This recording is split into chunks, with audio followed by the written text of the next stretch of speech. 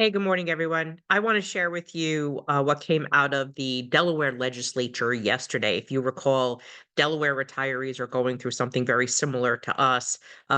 We will be sharing with you what's happening with their litigation and why the importance of their legislation is so important. Normal process, but in this particular case, we were going to go with it.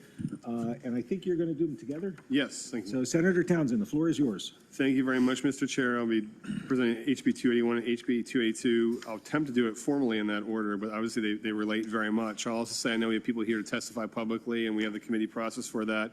Representative Baumbach also is here. My hope would be, though, given the extent of the co-sponsorship in my presentation today, that we move through this pretty quickly and the bills will be coming out of committee and that people are fine not doing public testimony, particularly if they themselves feel it's redundant, just given other legislation that we have to move to and the fact that we need to try to aim to start Senate session at 4 o'clock today.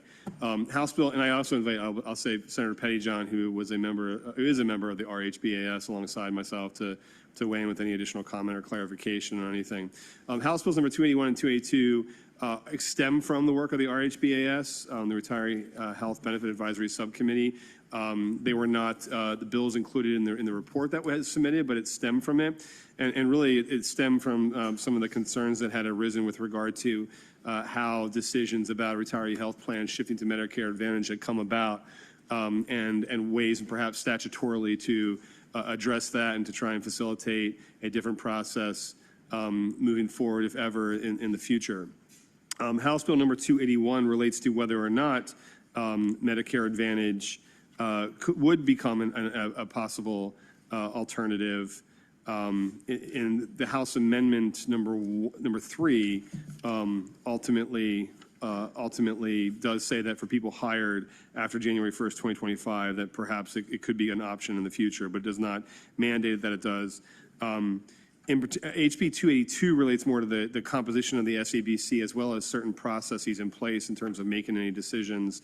I just want to note in a admittedly expedited presentation on the issue with the fervent hope that I'll circulate the bills and they come out of committee, that I think I'm going to be proposing an amendment that shifts part of the intent of 281 into 282, and that is to say that 282 talks about for example, says that if you're going to do something like this and you're going to have an RFP, a request for proposal for an insurer or a third-party administrator to adopt a health plan like this, that RFP has to be attached to the meeting agenda for the SEBC, at which the SEBC would make that decision.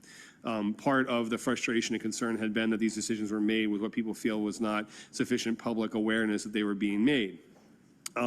So what I would propose right now, HB 281, the House amendment to it, seeks to put in place a system that the Supreme Court had just said was not what is currently in statute, and I think they outlined reasons, and I think other people have talked about reasons for which it should not be in statute, which is to subject non-regulatory decisions to a regulatory process. What I would say about this is that key ways to have public awareness on this issue are already established under 282, that an RFP's got to be attached to the meeting agenda, and that if we shift into that, the additional requirement, this would be an amendment, an additional requirement that public comment has to be heard on the agenda prior to any vote by the SEBC to adopt to approve an RFP. That would be the kind of public transparency that I think is in accordance with a non-regulatory process, but still gives the public that kind of input. So that's the quick presentation, I think, of how the two bills can interrelate with a Senate amendment. Again, fundamentally, this is about and I will say too that I think all of us, as well as the public, trying to harmonize the House amendments with the original statutory language, sometimes requires a cup of coffee and a lot of patience. So we could do that, but fundamentally what this is that the major decision hadn't been made in a way that people felt did not consider sufficiently or enough public awareness or public comment, I will say also it certainly came in parallel with more and more awareness as to the troubling aspects of Medicare Advantage plans and how they've been used as authorized at the federal level in a way that, at least in my time on the RHBAS, I still have yet to see an example of a Medicare Advantage plan that very specifically embraces the opportunity of the flexibility afforded at the federal level to do a really good job. And I think it's possible, perhaps, do a really good job of trying to address elder care. And that's kind of frustrating. So we don't know what's going to happen at the federal level. I certainly hope that and it seems like federal officials are aware of and perhaps looking at the issue of how this system has run amok.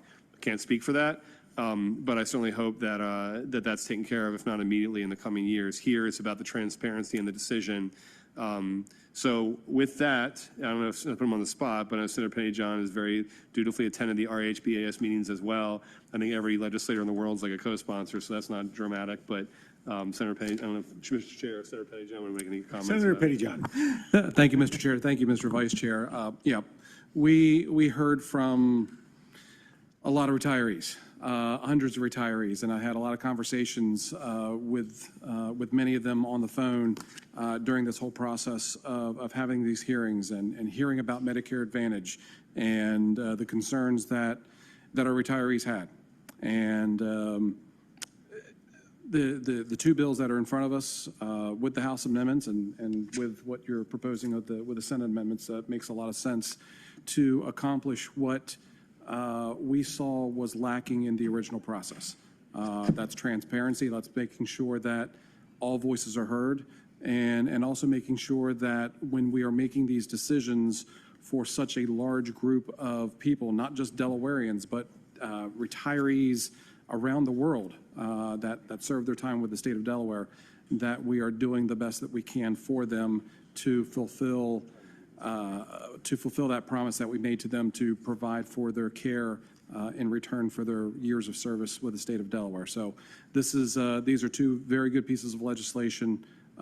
It comes at the tail end of a very long process, a very long public process to flesh out a lot of the issues that retirees and others had with the Medicare Advantage plan, as well as the process that led to the initial adoption and recommendation of switching retirees to Medicare Advantage.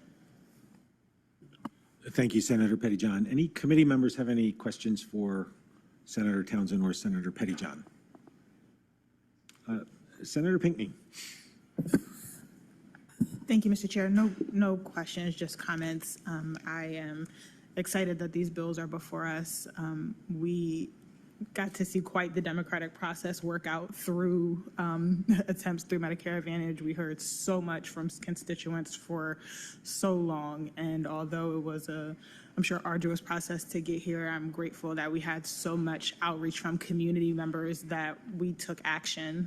I somehow missed being on these two pieces of legislation, and I heard all about it over the weekend, so I have since added my name. But again, just a beautiful reminder that there are people paying attention to the work that we're doing, and I am excited to be advancing the legislation today. Thank you, Senator Pinckney. Any other questions from committee members or comments? Any other senators have a question or comment on this? Oh, did you? Senator McBride, please. I'll be brief because I know we are trying to be mindful of time, but I too wanted to thank all of the advocates who are here, who have spent the time educating us, who have spent the time working with the subcommittee. There is nothing more personal than healthcare. And it's not only personal because it's healthcare, it's personal because it's a promise that the state made to you all. And so I appreciate the time and the effort that so many of you have put into this conversation, one that you didn't predict or ask for. And I particularly want to thank and acknowledge former Representative Kowalko, former Senator Peterson, Lisa Diller, Mary Graham. I know you all have done a lot of the legwork in organizing folks and facilitating those conversations. So I just wanted to thank you. Thank you, Senator McBride. Senator Townsend. Thank you, Mr. Chair. Just a quick clarification, again, text from a legislative attorney, and be very clear about what I said with the amendment. Current law already requires public comment at the SABC meetings. The issue here would be is mandating that public comment occur prior to a vote. on the RFP that would then go out to adopt a different plan. So that level of engagement, given what we've seen in the process over the past couple of years, is something I think is particularly important. It's not unprecedented in Delaware code to have it be framed that way, but given this issue, we think it's important to have it framed that way. So as you can see, then their process is going to continue. They just took public testimony for their legislation. This is one of the things that we wish that the city council itself would have taken the time to dig in and see.